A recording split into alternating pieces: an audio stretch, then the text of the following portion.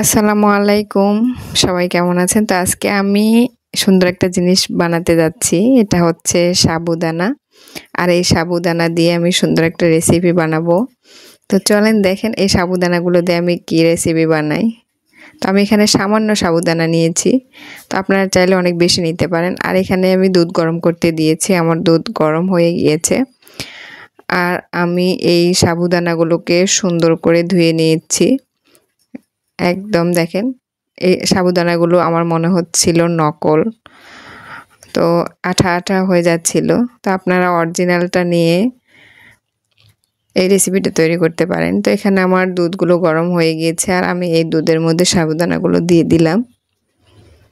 আমি এখানে কোনো চিনি ইউজ করব না, কারণ এই পায়েসটা আমার ছেলে খাবে। এই কারণে আমি ওকে চিনি ছাড়াই আমি সব কিছু খাওয়ানোর চেষ্টা করি।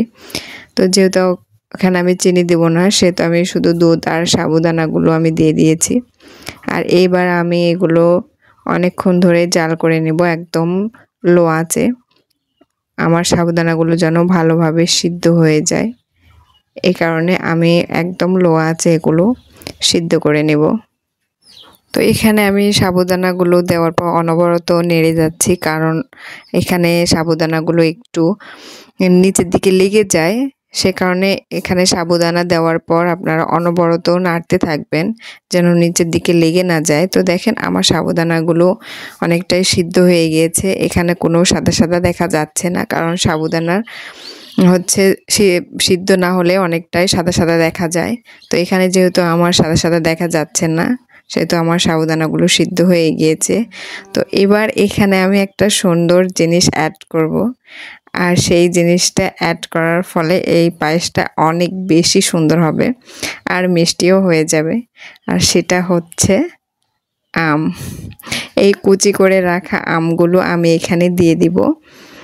আর এই আমটা দেওয়ার পরই আমার সাবুদানার পায়েসটা একদমই চেঞ্জ হয়ে যাবে, একদমই মিষ্টি হয়ে যাবে। এখানে চিনি দেওয়ার কোনো প্রয়োজন মনে করিনি আমি।